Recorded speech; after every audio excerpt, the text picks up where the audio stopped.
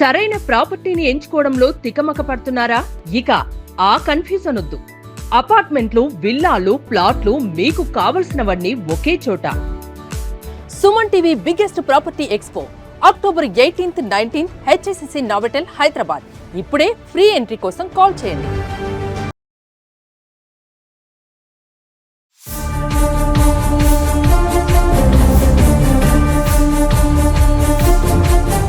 నమస్తే, welcome back to Suman TV. Present మనతో పాటు ఉన్నారు అనలిస్ట్ మందర్ కృష్ణారెడ్డి గారు. నమస్తే సార్. నమస్తే అమ్మా. Sir, EPFO employment provident fund అంటారు కదా, అంటే ఏదైనా కంపెనీలో చిన్నదైనా పెద్దదైనా మనం జాబ్ చేస్తున్నామంటే ఖచ్చితంగా వాళ్ళు ఇంతని కట్ చేస్తారు, ఇంత పర్సంటేజ్ కంపెనీ నుంచి ఈపీఎఫ్ఓ ప్రావిడెంట్ ఫండ్ అని, అది రిటైర్మెంట్ తర్వాత మనకి వచ్చేటట్టుగా. సో ఈ సంవత్సరము ప్రావిడెంట్ ఫండ్ ఆర్గనైజేషన్లో గణనీయమైన లాభాలు రావడంతో మరి ఎంప్లాయీస్కి బెనిఫిట్ ఏమైనా ఉందా అంటే ఒకసారి వివరాల్లోకి వెళ్తే. ఎంప్లాయీ ప్రావిడెంట్ ఫండ్ ఏదైతే ఉందో ఈపీఎఫ్ఓ అంటారు, అంటే ఎంప్లాయీస్ ప్రావిడెంట్ ఫండ్ ఆర్గనైజేషన్ అనేది ఈ ఆర్గనైజేషన్ పేరు. అంటే మామూలుగా పెన్షన్ అనేది ప్రతి నెల జీతంలాగా వస్తుంది రిటైర్డ్ అయిన తర్వాత.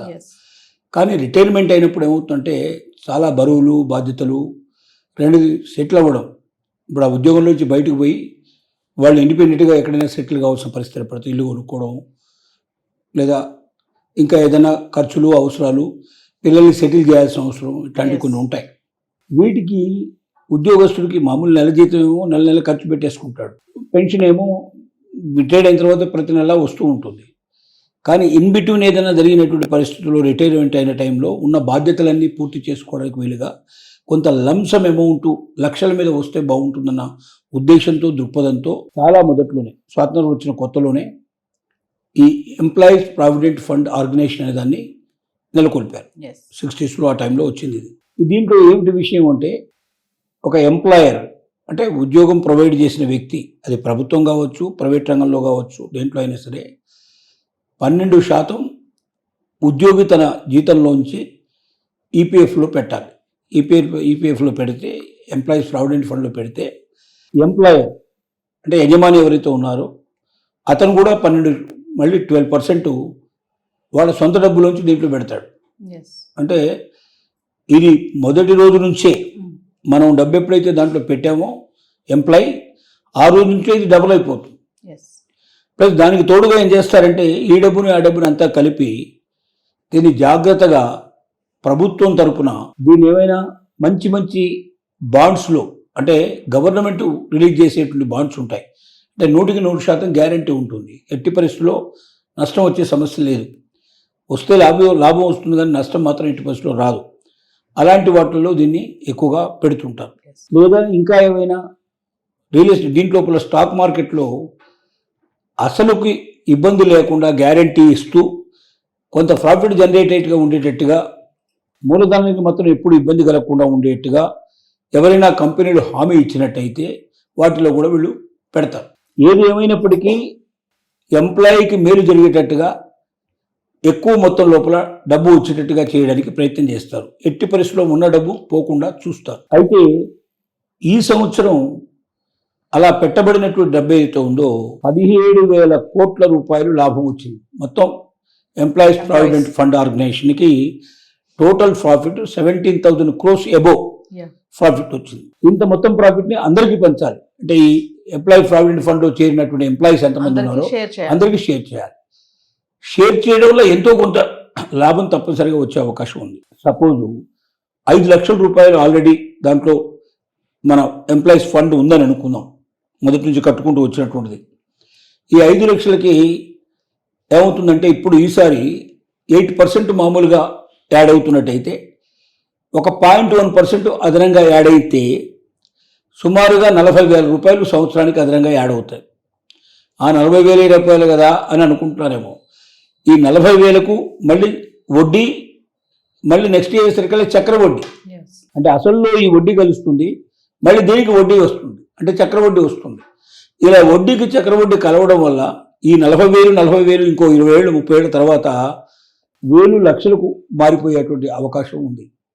అంటే చిన్న మొత్తంలో పెరిగినా దాని ఫలితం 1,000 లక్షలుగా మారిపోయే అవకాశాలు ఉన్నాయి. కాబట్టి ప్రతి ఎంప్లాయీకి డెఫినెట్గా కొంత బెనిఫిట్ ఎక్కువగా వచ్చే అవకాశం ఉంది.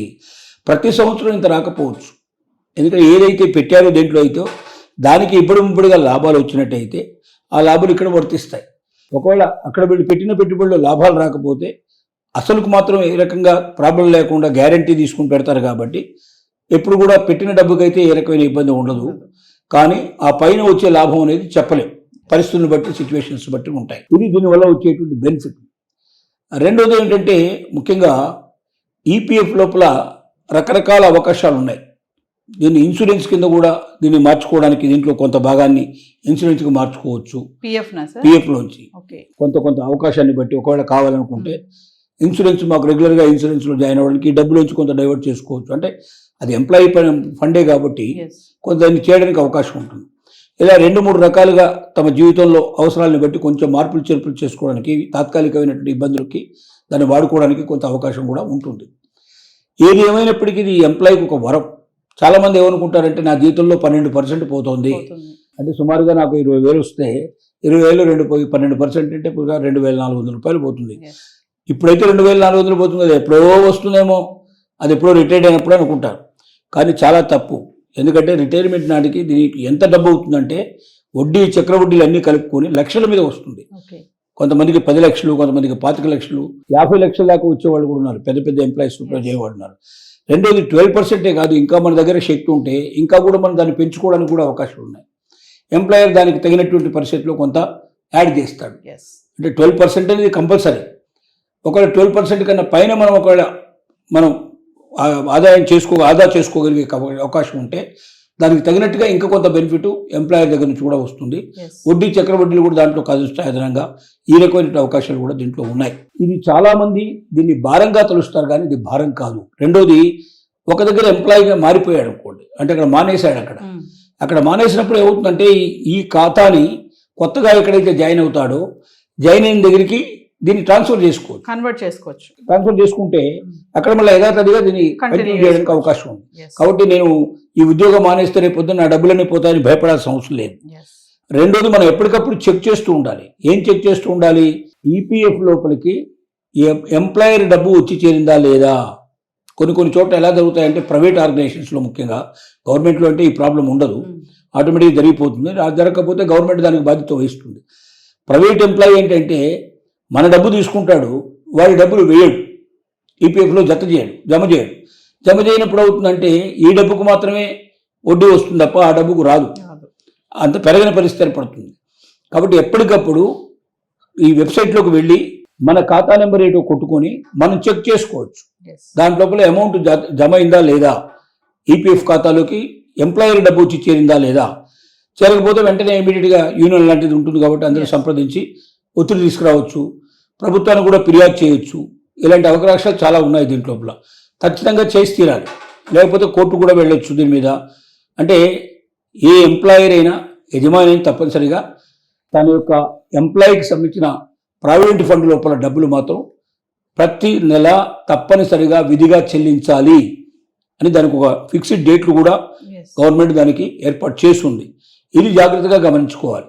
చాలామంది ఏం చేస్తారంటే 10 ఏళ్ల తర్వాత 15 ఏళ్ల తర్వాత చూసి, అయ్యో నాకు 10 ఏళ్ల నుంచి ఎంప్లాయర్ డబ్బులు రావట్లేదే, నేను మాత్రమే కట్టేస్తున్నాను కానీ అది రావడం లేదే అని భయపడతారు. రెండోది, కొంతమంది ఏం చేస్తారంటే ఈ డబ్బులు ఎంప్లాయర్కు డైరెక్ట్గా ఇచ్చేస్తారు.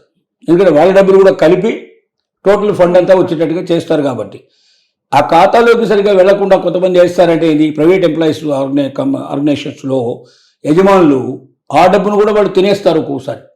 అంటే వాళ్ళు ఇవ్వాల్సిన 12% ఇవ్వకుండా వీళ్ళ 12% కూడా వాళ్ళు తినేసే ప్రమాదం ఉంది. కాబట్టి ఎప్పటికప్పుడు చెక్ చేసుకోవాలి, నా డబ్బు దాంట్లో చేరిందా లేదా, ఎంప్లాయర్ డబ్బు చేరిందా లేదా, దీనికి తగినట్లు వడ్డీలు వస్తున్నాయా లేదా, ఇప్పటిదాకా ఎంత అమౌంట్ అయింది నాది. ఎప్పటికప్పుడు చెక్ చేసుకునే హక్కు, అధికారం ప్రతి ఎంప్లాయీకి ఉంది. ఎప్పుడైతే ఇలాగ చెక్ చేసుకోవడం మనం మొదలు పెడతామో ప్రతి ఎంప్లాయర్ జాగ్రత్తగా ఉంటారు, తప్పు చేసే అవకాశాలు తగ్గిపోతాయి. అంటే మనమే ఒక రకంగా మన యజమానులు తప్పు చేయడానికి మనం అవకాశం కల్పిస్తున్నాము. ఒక 2 నిమిషాలు, ఒక 5 నిమిషాలు దాని మీద కేటాయిస్తే నెలకొక్కసారైనా మనం జాగ్రత్తగా ఈపీఎఫ్ను కాపాడు. ఎందుకంటే ఈపీఎఫ్ అనేది మనకు ఒక నిధి లాంటిది. మనం రిటైర్డ్ అయినప్పుడు ఓ 10 లక్షలు, 25 లక్షలు, 50 లక్షలు మన చేతికి ఒక్కసారి అంత అమౌంట్ వస్తే చాలా సమస్యలకు పరిష్కారం అవుతుంది. రిటైర్మెంట్ అయిన తర్వాత మనకు కొత్తగా వచ్చే అవకాశాలు లేవు. ఒక పెన్షన్ తప్ప ఇంకొక రూపాయి రాదు. పెన్షన్ అంటే మన జీతంలో సగం లేకపోతే అంతకన్నా తక్కువ వచ్చే అవకాశాలు ఉంటాయి వాళ్ళ ఉద్యోగాన్ని బట్టి.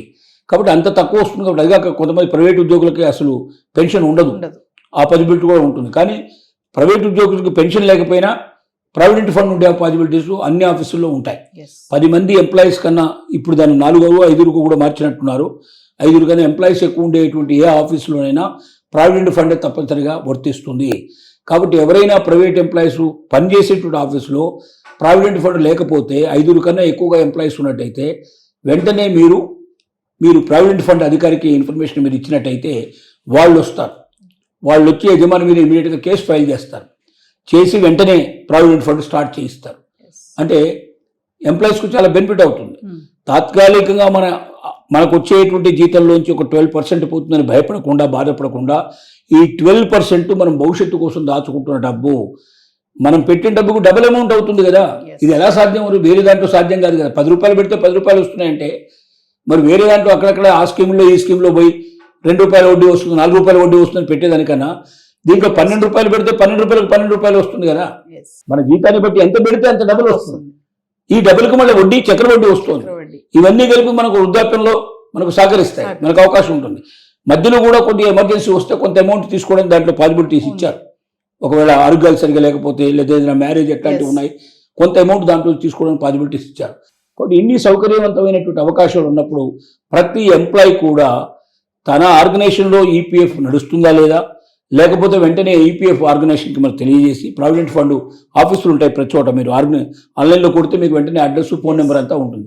వాళ్ళకు ఫోన్ చేసి చెప్పేస్తే చాలు, సార్ మా ఆర్గనైజేషన్ ఇక్కడ ఉంది, ఇంతవరకు ఈపీఎఫ్ స్టార్ట్ చేయలేదు, ఇక్కడ 5 కన్నా ఎక్కువ మంది ఎంప్లాయీస్ ఉన్నాం, మనం 10 మంది ఇట్లా ఉన్నామని వాళ్ళకి వెనక్కి తెలియజేస్తే వాళ్ళు వెంటనే వస్తారు, రైడ్ చేస్తారు, యజమాని పట్టుకుంటారు. ఇప్పటిదాకా చేయనందుకు కొంత పెనాల్టీ వేస్తారు. అప్పటి నుంచి రెగ్యులర్గా ఈపీఎఫ్ నడిపేటువంటి పరిస్థితి ఉంటుంది.